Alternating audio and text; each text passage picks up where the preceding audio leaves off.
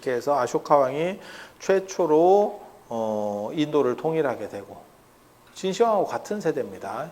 같은 세대입니다. 아쇼카하고 신시황은 같은 세대예요. 그래서 제가 그런 얘기 하잖아요. 부처님이 활동하실 때 공자나 노자가 활동한 거랑 비슷한 시대였고, 그 다음에 다시 통일의 시대가 열리면 인도에서는 아쇼카 왕이 통일했고 중국에서는 진시 왕이 통일했고, 그러니까 시대적으로 비슷한 패턴의 흐름이 있다니까. 그래서 사람들 생각으로는 그게 가능한가라고 생각을 하지만 실제로는 예전에도 이게 서로 연결되어 있었던 게 생각보다는 강력했어요. 그렇게. 그래서 통일시대가 되면 그 다음에는 어떻게 되냐면 말 위에서 천하를 얻을 수는 있지만 말 위에서 천하를 다스릴 수는 없다라는 이야기가 있어요. 한나라 동중서가 항고조 유방한테 한 말이에요. 아니 숙손통이가 항고조 유방한테 한 말이에요.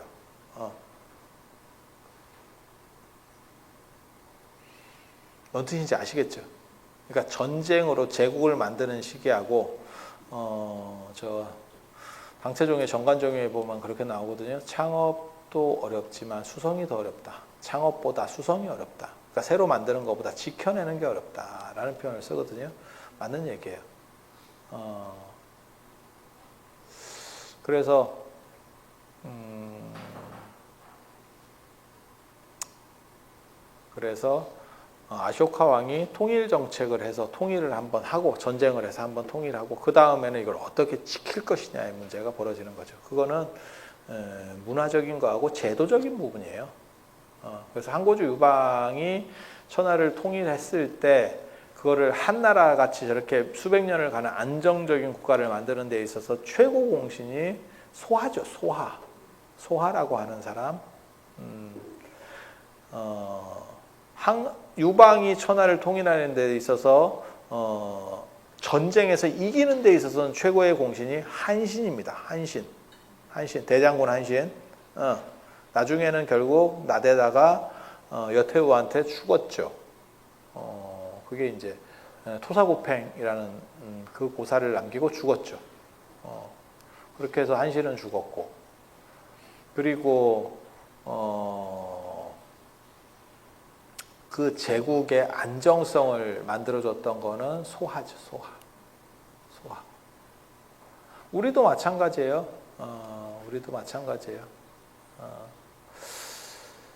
조선이 들어설 때 무력으로 했었던 거는 이성계고, 이성계 이방원이가 했던 거고, 그거를 안정시키고 제도적으로 국가의 기틀을 만들었던 거는 정도전이 하는 거죠. 그렇게. 그리고 또 그것도 있잖아요. 계유정난 때 그 세조 수양대군이 뒤집어 엎을 때 그때 무력이나 책사 같은 거 역할을 했었던 거는 한명회고, 그 제도적인 틀을 공고하게 안정시켜줬었던 거는 신숙주입니다. 신숙주. 그러니까 뭔 역할인지 아시겠죠? 서로 약간씩 다른 역할들이 있는 거죠. 근데 아쇼카는 자기가 혼자 두 가지를 다 했어야 돼요. 그래서 제국 통일이라고 하는 무력적인 것도 했어야 되고, 그 다음에 제국의 안정도 했어야 돼요. 그 안정을 기하려고 했을 때 카드로 썼던 게 불교입니다. 그래서 불교가 아쇼카 왕 때문에 세계 종교가 될 수 있는 그런 상황들이 벌어져요. 왜냐하면 제국의 지배 이데올로기가 되니까. 기독교가 지금 저렇게 세계 종교가 되는 거는 나중에 로마가 기울 때 콘스탄티누스가 기독교를 공인하고 이렇게 국교로 올려주기 때문에 가능한 거거든요. 로마 전성기 때는 히랍 신화에 입각한 제우스 중심의 12신, 올림푸스의 12신 중심이었고, 로마가 이제 기울기 시작하니까 뭔가 새로운 반전 카드를 써야 되는 거 아니야? 그때 기독교 카드가 등장하면서 지금 기독교 문화가 만들어지기 시작하는 거고. 그러니까 뭔가 제국이 하나씩 밀어줘야 돼요. 동아시아에서 유교는 누가 밀었느냐? 한나라 때 전한의 무제가 밀었죠. 무제가. 그리고 그 틀을 만들었던 거는 동중서라는 사람입니다. 전한의 무제. 한무제 들어보셨잖아요. 우리 뭐 한사군 설치하고 뭐 어쩌고저쩌고 역사책에도 좀 나오잖아요. 네. 그래서 그렇게 가는 거거든요. 그런데 아쇼카 왕은 그때 불교를 파트너로 선택을 했다는 거예요. 그래서 불교가 세계 종교가 되고 그때 로마까지 사신을 보내서 불교 믿으라라고 하는 전법사들을 파견하고 법대관이라고 합니다. 법대관, 대관, 사신들. 그래서 그런 식으로 불교들을 다 퍼뜨려줬고 그게 불교가 이제 초석이 깔리는 사건입니다. 아쇼카 왕은 왜 불교를 선택을 했느냐? 바라문교를 선택하지 않고 그와 관련해서 내용들이 나옵니다. 그게 이제 부처님 당시에 아쇼카 왕이 전생에 부처님께 모래를 보시한 공덕으로 왕이 돼서 그게 이제 이루어졌다라는 일반적인 내용들이 있고 그런 전설 같은 내용이 하나 있고 또 하나는 아쇼카 왕의 신분상으로 봤을 때 아쇼카 왕이 혈통에 문제가 좀 있었던 게 아닌가라는 추론을 해봐요. 그러니까 왕이 높은 거예요? 혈통이 높은 거예요? 여러분 어떻게 생각해요? 혈통 좋은 게 좋아? 왕이 더 좋아? 그게 문화권마다 약간 달라요. 동아시아나 조선이나 이런 데서는 왕이 더 좋은 겁니다. 혈통은 필요가 없어요. 왕이 직권으로 혈통을 세척해 줄 수 있어요.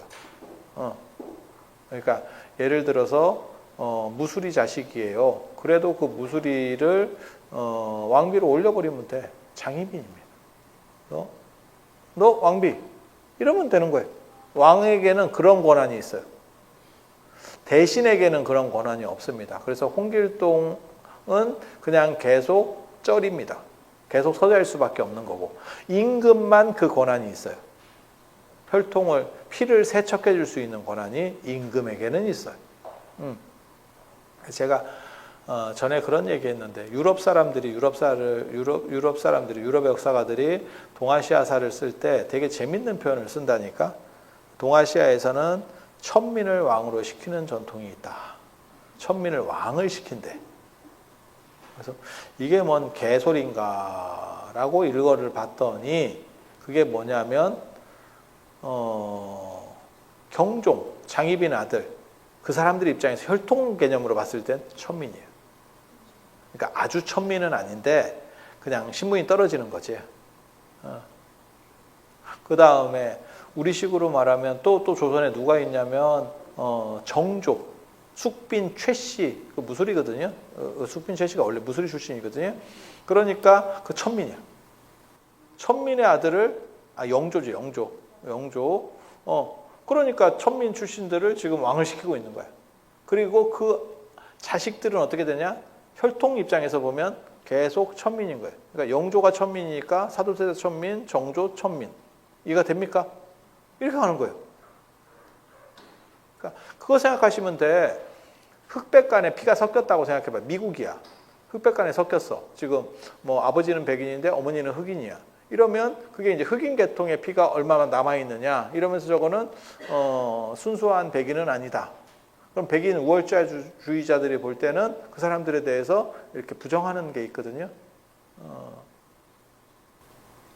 그래서 영국 왕실에서도 지금 왕자 마누라가 그 흑인 피가 섞였잖아. 그래서 걔를 인정할 거냐?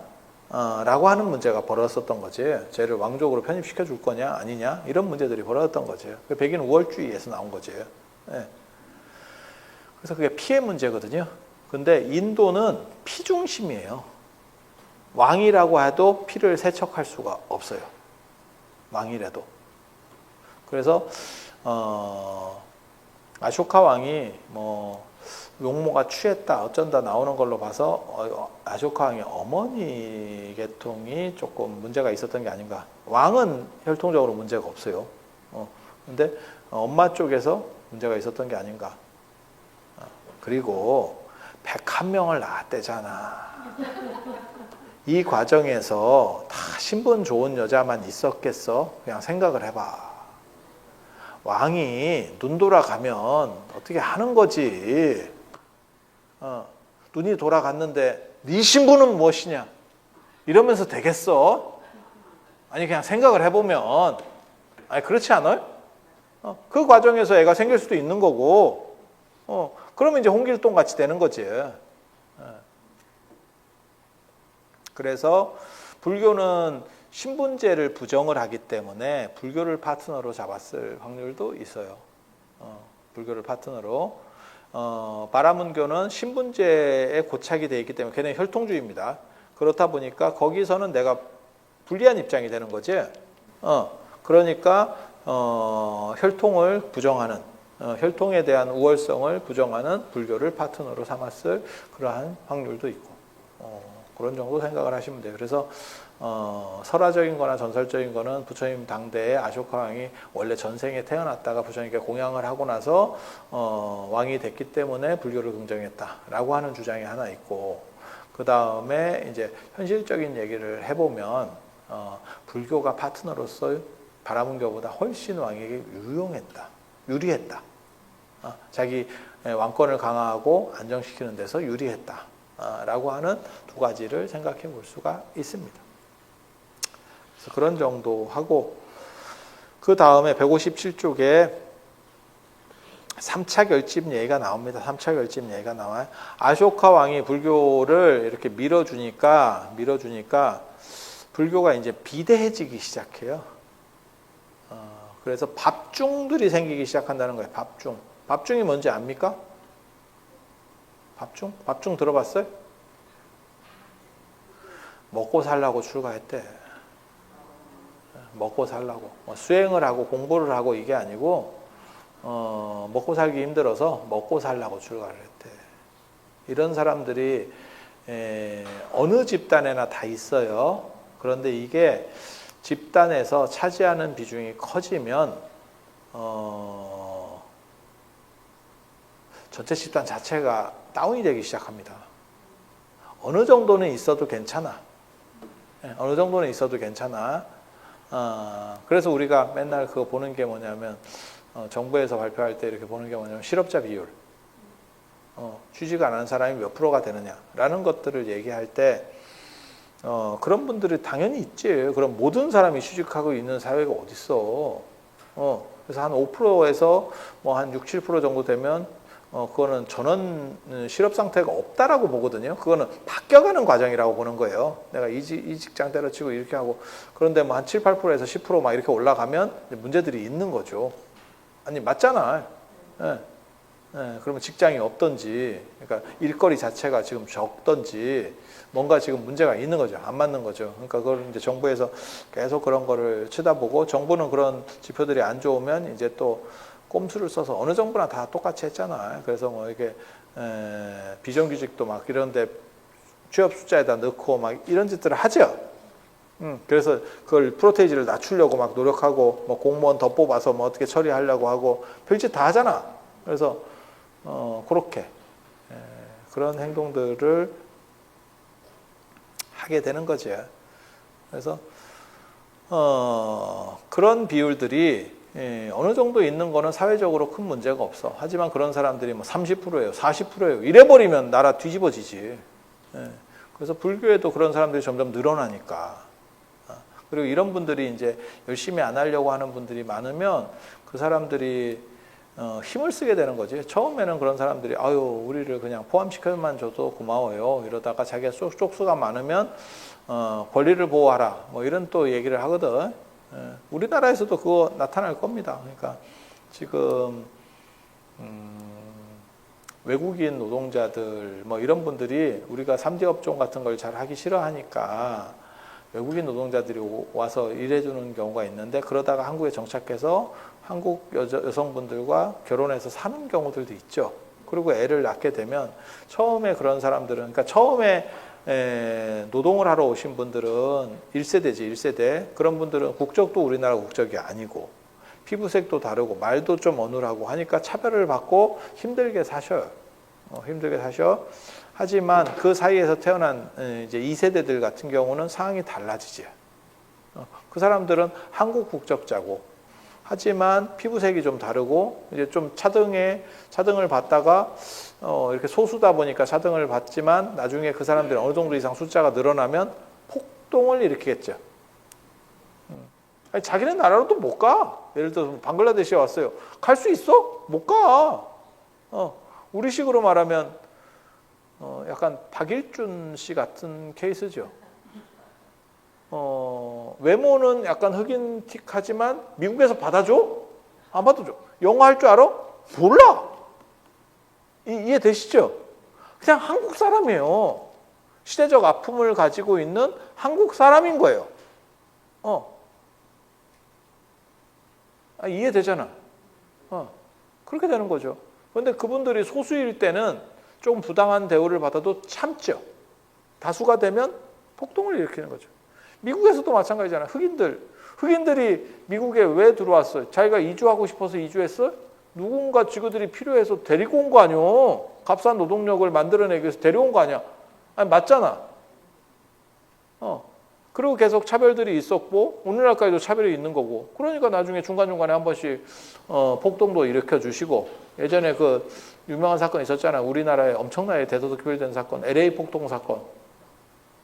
그게 한인타운 쪽으로 가는 바람에. 그때 원래 그냥 썰인지 잘 모르겠어요. 그때 흘러다니는 말로는 그랬어요. 차이나타운 쪽으로 가고 있었는데, 그 폭동 시위대가 차이나타운 쪽으로 가고 있었는데, 그때 중국 사람들은 이제 우리식으로 말하면 국회의원은 있었다는 거지.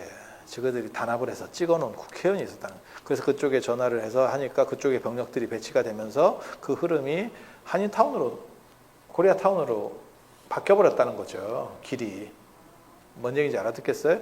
그래서 그 사건 이후로 한국 그 교포들이 자각을 해가지고 한국 그 국회의원을 만들려고, 우리식으로 말하는 국회의원을 만들려고 계속 노력했다더라. 못 들어봤어? 네.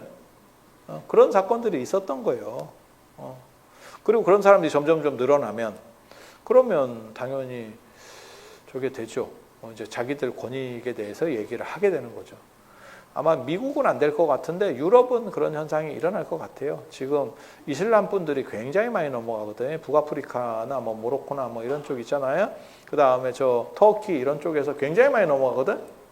걔네도 일하기 싫어하니까, 힘든 일 하기 싫어하니까. 그래서 그런 분들이 있고, 그 다음에 이슬람은 낙태가 안 돼요. 종교적으로. 그냥 다 낳는 거예요. 순풍순풍. 우리 흥부 형님 하셨던 것처럼. 그렇게 해서 한 두어 세대가 지나잖아? 이슬람이 엄청나게 늘어나는 겁니다. 왜? 기존에 있었던 뭐 프랑스나 뭐 이런 나라들, 잘 사는 나라들, 우리보다는 낫지만 걔네 다 1점대거든요. 우리는 0.7, 이제 올해 연말에 가면 0.6까지 떨어진다 하는데 1점대거든? 그러면 외국에서 들어온 외국인인데 한 4~5명씩 낳기 시작하잖아요. 그게 몇 세대만 딱 지나잖아요. 경기 끝입니다. 특히 이게 민주주의라고 하는 거는 쪽수주의예요. 뭐가 옳으냐가 아닙니다. 표만 많으면 정의예요. 표가 정의야. 정당하냐 타당하냐 다 대꼴, 표만 많으면 끝입니다. 맞잖아. 그러면 그 사람들이 우리 단합해서 한번 프랑스 먹읍시다. 먹는 거예요. 먹는 거예요. 그리고 소외되고 힘든 사람들은 단합하기가 더 좋거든. 약간 등 따서는 사람들이 단합을 잘 안 해. 그리고 약간 없이 사는 사람들이 단합이 더 잘 돼요. 이유는 공공의 쉽게 말해서 자기들의 이익을 극대화시키려고 하는 힘이 강하기 때문에. 아니 언제나 그래요. 언제나 그런 거예요. 그러니까 재벌 노조는 없잖아. 재벌은 노조 안 만들잖아. 노동자가 노조를 만드는 거지. 그냥 쓸데없는 소리 하는 거예요. 그냥 그러려고 들어요. 그래서 이거는 뭐 좀 재미있는 설정인 거죠. 그렇게 해서 아쇼카 왕이 아마 우리 죽을 때는 몰라도 우리 죽고 나서 얼마 지나지 않아서 유럽은 이슬람이 먹힐 수도 있습니다. 무력이 아니고 정자로 먹혀.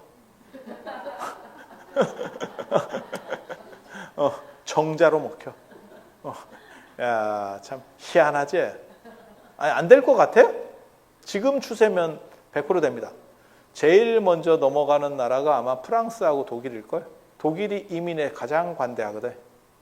독일은 죄가 많은 국가라서 그런 인권이나 이런 쪽에 대해서 더 이렇게 풀어주죠. 하지만 결국 그게 또 다른 부메랑이 돼서 다가올 거다. 재밌지. 유럽이 이슬람으로 먹힌다. 야, 그거 되게 재밌을 것 같지 않아?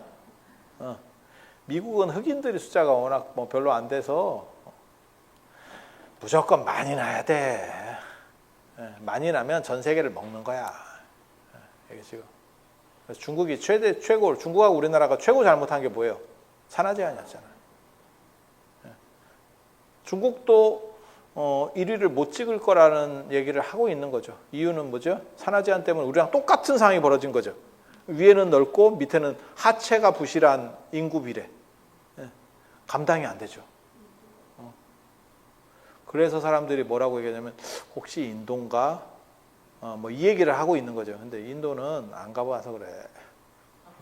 가보면 아직 멀었다.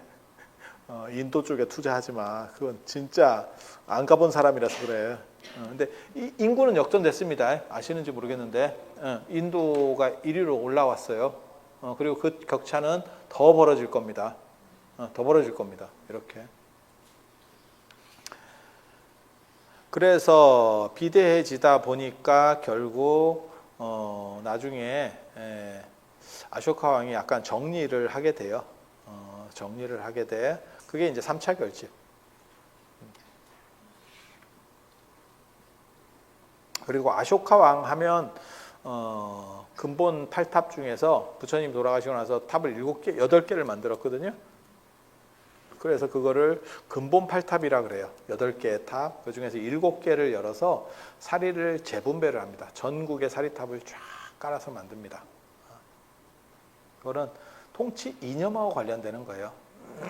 우리도 그런 거 했었는데 지금은 없어졌는데 박정희 대통령 때나 이런 때 보면 막 국기 하강식 이런 거 계속 전국적으로 하고 있었던 거죠.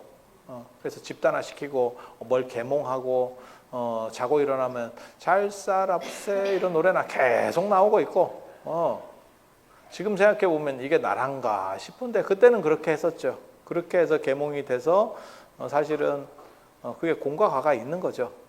오늘날 관점에서 그렇게 하면 대통령이 내려와야 되는 거고 그 시절에는 그렇게라도 해서 먹고 살았던 거고 그러니까 일률적인 걸로다가 전부 재단할 수는 없지만 그때 집단적인 것들을 많이 했었죠. 새마을운동이 정부에서 해준 게 별로 없어요. 그냥 신장로를 삽으로 만들었어 주민들이. 그때 기억 안 나요? 삽으로 만들었어. 삽질로. 그래서 그렇게 처리들을 해서 어떻게 보면 참 시대가 한번 또 갔죠. 갔죠. 그래서 그런 집단화라고 하는 것도 필요한 부분도 있고 그래서 사리들을 아쇼카 왕이 밀어주니까 좀 상태 안 좋은 사람들이 많이 들어오니까 3차 결집을 통해서 한번 걸러내고 그리고 아쇼카 왕의 최대 업적 중에 하나가 7개의 부처님 탑을 헐어서 그 안에서 나온 사리로 전국적으로 깔아서 이렇게 만들어서 전국이 불교가 깔리게 되는 그리고 지배 이념으로서의 불교가 우뚝 자리 잡게 되는 마치 그게 박정희 대통령이 국기 하강식 이런 거 하면서 국민들에게 계속 그걸 주입시켰던 거죠. 그리고 민방위 운동 같은 거 하면서 그게 이제 북한이 위험하다라고 하는 걸 계속 각성시키고 그러니까 다른 생각을 못 하는 거죠. 그러니까 불만이고 뭐고 할 수가 없는 상황이죠. 야 지금 북한에서 쳐들어온다는데 뭘 등화가지 훈련 이런 거 해봐. 그럼 몇 번 이런 거 받아보면 대통령을 바꿔야 되는 거야. 이런 말 못해. 지금 당장이 위험한 것 같은 자꾸 이런 불안감을 주는데 조성해 주는데 그런 거 많이 있었잖아요. 제가 어렸을 때는 등화관제 훈련하고 이러면 재밌었죠. 불 끄고 갑자기 서울에 불을 전체를 끄고 그런 거 있었잖아요. 그죠? 불 켜고 싶으면 촛불 켜고 그 다음에 문이나 창문을 전부 담요로다가 덮어야 됐고 그게 뭔 효과가 있는지 지금 생각해 보면 그게 뭔 대단한 효과가 북한 놈이 무슨 뭐 또라이도 아니고 어디가 주요 시설인지 파악하고 비행기를 띄우지 그것 좀 어둡게 한다고 그래서 그게 안 되겠나 아니 지금 생각 그때는 그렇게 하면 다 숨어 있으니까 어딘지 몰라서 못 때릴 거야. 근데 한 번만 더 생각하면 그게 레이더나 뭐 이런 걸로 해서 폭격을 하는 거지. 비행기 타고 조종사가 이렇게 봐가지고 저기가 청와대인가? 이러면서 폭탄을 누르지 않을 거 아니야. 아니 그렇지 않아요? 그 좌표 찍고 가는 거지. 야 이거를 눈으로 봐가지고 무슨 나이트 형제 비행기 타고 가냐? 덜덜덜 거리면서 가가지고 저기가 강남이래요? 저기 폭탄 2개 떨어뜨릴까? 이렇게는 안 할 거 아니야. 근데 그런 행동들을 했던 거지. 지금 생각해 보면 했던 거지. 물론 뭐 바로 옆에는 착각을 일으킬 수 있을지 몰라도 그게 뭐 대단한 뭔가가 있겠나 싶은 생각이 드는데 아무튼 그렇게 했었죠. 그래서 그런 식의 행동들이 어떻게 보면 아쇼카 왕이 부처님의 사리탑을 전국에 까는 그러면 거기에 맞춰서 체제가 바뀌게 되고 어떻게 보면 사람들의 생각들이 바뀌게 되고 종교관이 바뀌게 되는 거죠. 그렇게 해서 아쇼카의 마우리아 왕조라고 하는 것이 강력해지게. 근데 실제로 마우리아 왕조가 그렇게 오래가진 못했어요. 근데 아쇼카 왕이 이렇게 펼쳐놨었던 그 구조나 시스템은 굉장히 사람들에게 매력적이었었어요. 그래서 그것이 계속 계승되면서 나중에도 마우리아 왕조와 관련된 이야기들이 나오는 거고 마우리아가 공작이거든요. 지금도 오늘날까지 인도에서는 공작이 국조입니다. 국조. 공작새. 예. 그렇게 참고로 말씀드리면 세계제국을 건설하는 나라들의 특징이 뭔가 구조를 만들려고 해요. 새로운 구조 시스템을. 왜냐하면 작은 나라들을 경영하던 것과 큰 나라를 경영하는 것은 다른 시스템이 필요한 거거든요. 아니, 우리도 그렇잖아요. 그냥 가내수공업 하는 거하고 내가 중소기업 경영하는 거 달라야지. 가내수공업 경영하는 거를 그대로 중소기업에 투영을 하면 안 되는 거고 그게 대기업이 되면 또 시스템이 바뀌는 거고 그게 세계적인 기업이 되면 또 시스템이 아니 맞잖아. 그냥 생각해봐도. 그래서 그런 식으로 뭔가 틀을 만드는 거고 그래서 마우리아 왕조 같은 경우는 나중에 아쇼카 왕이 불교를 통해서 자비의 정치라고 하는 거래요. 그래서 복지라든지 이런 쪽에 대해서 어떻게 보면 제국을 만든 고대 제국에서 최초로 이런 쪽에 굉장한 관심을 보였고 그래서 오늘날까지도 아쇼카 왕은 인도인이 가장 사랑하는 왕 중에 한 명입니다. 그래서 아쇼카 왕이 인도 바라나시에 부처님을 위해서 기념으로 만든 그 석주가 인도의 국장이고 지금 모든 화폐의 도안에 들어가 있는 상황이 되는 거예요. 아쇼카 왕에 대한 그러니까 어떻게 보면 아쇼카 왕은 광개토 대왕 플러스 세종대왕 같은 이미지 우리식으로 말하면 굉장히 어려운 일이에요. 둘 중에 하나만 하기도 굉장히 어려운데 둘 다를 한다라고 하는 건 굉장히 어려운 거고 아쇼카 왕의 흔적이 그렇게 강력하기 때문에 나중에도 아쇼카 왕을 추종하는 세력들이 계속 후대에도 나도 아쇼카 왕처럼 될 거야 뭐 이렇게 얘기를 하는 거지. 그래서 마우리아 왕조에 대한 그리움이라고 하는 것들이 남게 되는 거고 중국 같은 경우도 그런 시스템을 만들었죠. 누가? 진시황이. 그 진시황이 만든 시스템 지금까지도 사용되는 게 있어요. 그게 군현제입니다. 군현제. 군현제. 그 진시황이 처음으로 만든 거예요. 진시황이 처음으로 만든 거. 그렇지만 진시황 같은 경우는 아쇼카 왕처럼 복지적인 거나 좀 너그러움 쪽으로 전향한 게 아니고 정복 전쟁은 다 잔인한 겁니다. 거기서 너그러움이나 자비를 바래서는 안 돼. 그럼 전쟁을 안 해야지. 뭔 소리야. 전쟁은 무슨 자비야. 자비는 그건 어차피 막 뒤통수 까고 가는 건데. 막말로 얘기해서 총으로 쏴서 죽이나 칼로 찔러서 죽이나 폭탄 떨어뜨려서 죽이나 뭔 자비야 그게 윤리고 어차피 죽이는 건 다 똑같은 거지. 오히려 폭탄이나 총으로 죽일 때 윤리의식이 더 없다는 거죠. 칼로 찔러서 죽이면 내가 죽였다고 하는 강렬한 인상이 있는 거고 총으로 쏴서 죽이면 그게 덜한 거지. 내가 쏴서 저 사람을 죽였지만 칼로 찌르는 리얼함이 없지. 폭탄은 떨어뜨리고 와서 저 걸프전 때 이런 때 봐봐. 비행기로 미군들이 폭탄 떨어뜨리고 와서 햄버거 잘만 먹더라. 이 얘기가 나오잖아. 자기가 누른 폭탄에 의해서 몇 명이 죽는데 지금.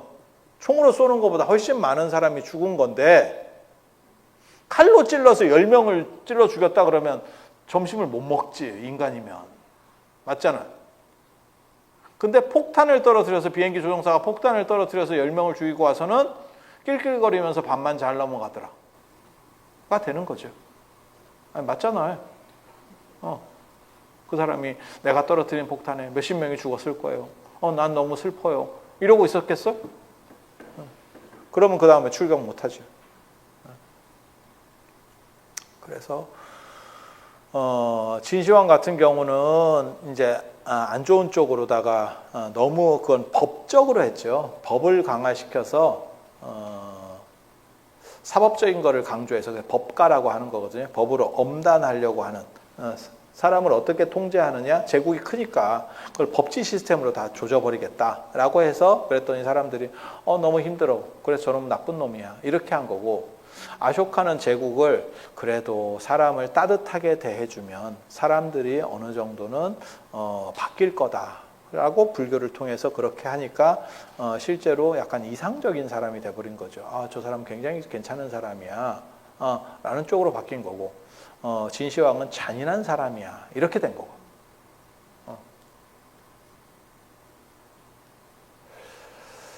그렇게 된 거고, 그 다음에 사리탑을 쭉 이렇게 열어서 전국에 깐 이유 중에 하나가 뭐냐면, 지난 시간에 우리가 그런 얘기를 했었잖아요. 서방교단이 동방교단을 맞먹으려고 하고 결국 1차 결집에서 이겼다더라.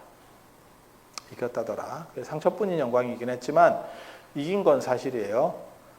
그런데 서방교단이 계속 문제는 뭐였냐면, 동방교단 쪽에, 동쪽에 부처님 사리탑이 다 있는 거죠. 사리탑이. 그 얘기는 서방이 이겼어도 당위성을 동방이 가질 수 없어. 종갓집은 저쪽에 있다니까. 우리가 종손이에요는 주장을 하는데 종갓집이 저쪽에 있어. 그러면 사람들이 뭐라고 얘기하냐면, 웃기고 있네, 네가 뭔 종손이야, 종가가 저기 있는데, 이렇게 하는 거예요. 그러니까 그거를 서방교단이 그게 핸디캡이 되니까 계속 왕을 꼬드겨가지고 지금 쑤셔서 사리탑을 분배시켜버린 거예요. 그러면 동쪽 서쪽에 다 사리탑이 있으니까 그 당위성이 사라지는 거지. 이러면 동방교단 쪽에서는 가만히 있나? 묻고 뭐 바보같이 우리 거 가져가세요, 아유 감사해요, 이러고 끝나나? 거기서 한 발 더 나아가서 또 다른 차별점을 주죠. 그게 뭐냐면, 부처님께서 태어나신대, 탄생하신대, 그 다음에 깨달음을 얻으신대, 탄생하신대 룸빈이, 깨달음을 얻으신대 붓다가야, 그 다음에 처음으로 설법하신대 녹야원 사르나트, 그 다음에 돌아가신대 쿠시나가르. 이런 성지들을 순례하고 거기야말로 진정으로 의미가 있는 데다.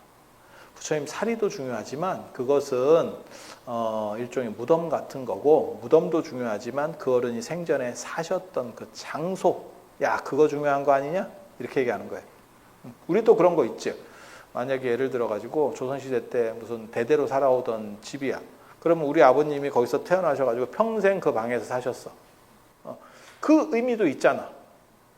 묘는 거기다 쓰는 건 아니잖아. 묘는 선산에다가 쓰니까 거기에는 우리 아버님의 시신이 모셔진 의미가 있고, 여기는 당신이 평생 사셨던 의미가 있는 거지. 어떤 게 더 중요해? 이게 조금 애매하지. 당연히 시신도 당연히 중요하고 평생 사셨던 것도 중요하고, 좀 애매하지. 그 상황에서 사셨던 거를 막 부각시키기 시작하는 거죠. 왜? 부처님은 일반 우리 조상들처럼 그냥 돌아가신 게 아니고 화장을 하고 그걸 사리로 나눌 수 있었기 때문에 여러 군데가 생겨버린 거죠. 그러니까 그거보다 이거는, 이 장소는 안 옮겨지죠. 집을 헐었어요. 그래도 그 장소는 아는 사람에게는 의미가 그대로 유전되는 거죠. 아니 맞잖아. 그렇잖아. 지금도 그런 거 있잖아. 우리가 율곡 무덤에는 안 가도 오죽헌에는 가. 오죽헌이 율곡 태어난대잖아. 맞잖아. 그렇게 생각해 보면 그 당위성도 상당한 거죠. 그래서 그 당위성을 끌어올려서 성지순례를 해야 된다라고 해서 동방교단에서 이제 자기네 정통성을 주장하는 논리를 펴게 되는 거예요. 그게 오늘날까지 남아서 인도에서 4대 성지를 순례하고 8대 성지를 순례하고 이런 행태들로 지금까지 유전하고 있는 겁니다. 그래서 아쇼카 왕이 사리를 분배했다는데요. 거기에는 두 가지 이유가 있는 거예요. 자기 자신의 정치적 안정성을 위해서 불교하고 협조했던 거. 그 다음에 서방교단이 동방교단을 따라잡기 위해서 분사리를 요구했었던 부분. 이 두 가지가 정치적인 것과 종교적인 부분이 맞아서 그 84,000탑이라고 하는 아주 많은 탑이라는 뜻이에요. 을 만들게 되었다는 그러한 이야기. 그 이야기가 165 쪽 166쪽까지 나오고 167쪽에 지금 동방교단의 기득권 유지라고 하는 게 성지순례를 강조함으로 인해서 나오는 거고, 그리고 이러한 부처님의 큰 중심적인 부분들 외에, 그러니까 큰 중심적인 생애에서 큰 중심적인 건 뭐냐면 탄생과 죽음. 이거는 생애에서 제일 중요하죠. 그러니까 오늘날까지도 우리가 생일과 기일이라고 하는 의미로 사용을 하죠. 그리고 부처님에게는 두 가지 중요한 게 더 있는 거예요. 정확하게 말하면 세 가지입니다. 출가, 첫 설법, 그 다음에 깨달음. 그러니까 출가라고 하는 것은 어떻게 보면 불교의 시작점 중에 하나인 거고, 깨달음을 통해서 불교가 본격적으로 시작되는 거고, 첫 설법을 통해서 불교 교단이 확립되는 거고, 그 의미들이 있는 거죠. 그러니까 저 같은 경우도 예를 들어서 내가 나중에 잘 나가게 됐어. 그러면 태어난 것도 기록을 할 거고, 이 사람이 언제 출가했다도 기록을 할 거고, 내가 아주 높은 자리에 올라갔어. 그럼 그 올라간 자리에 대한 것도 기록을 할 거고. 그렇지 않을까? 그러니까 지금 대통령으로 예를 들어봅시다. 그러면 탄생하신 것도 있을 거고, 그 다음에 정치에 입문한 것도, 지금 대통령은 진짜 내가 보기에는 천복을 타고나신 분인데,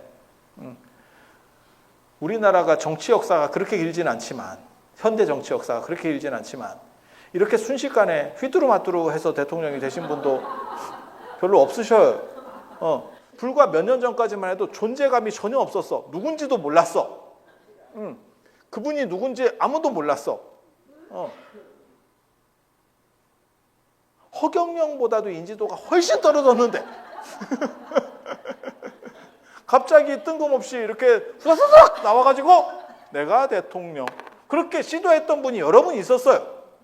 예전에 정몽준 그 축구협회 회장 하셨던 그 어른도 그렇게 인기애를 해가지고 쫙 한번 나왔었고, 그 다음에 저 안철수 씨가 그때 저 문재인 대통령 그 될 때 이렇게 저렇게, 아니 그때 문재인 대통령 떨어질 때 그때 양보했으면 안철수 씨가 대통령이 될 수도 있었던 상황이었고, 몰라, 그냥 막 던지는 거니까 대충 들어.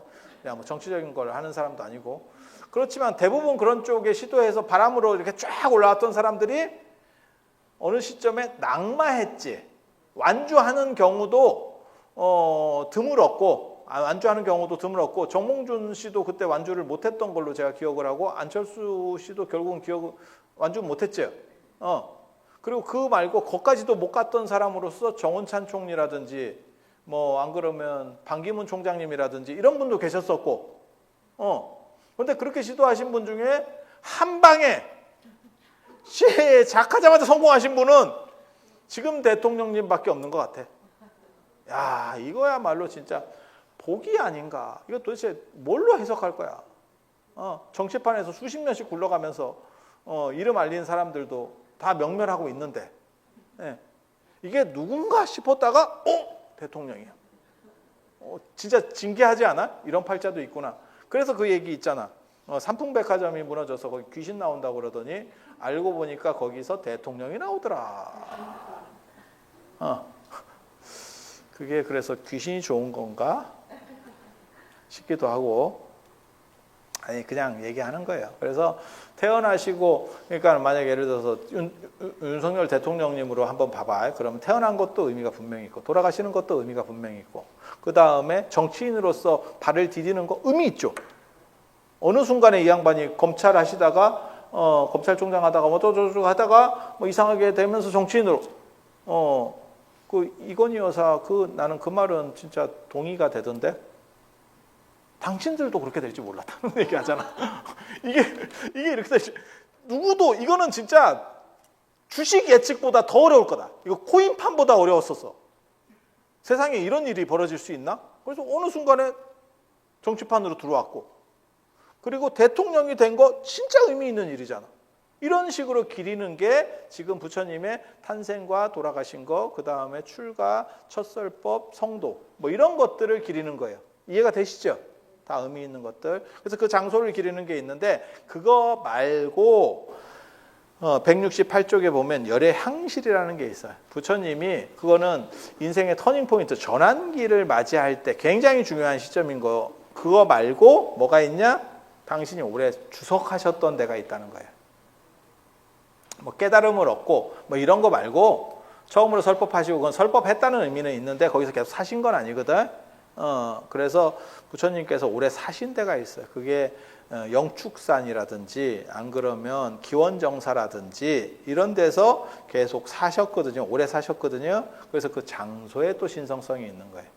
그래서 인생에 있어서 중요한 어떠한 계기가 되는 저 같은 경우도 마찬가지예요. 제가 어디서 출가했냐면 내가 해인사에서 출가했거든요. 해인사에서?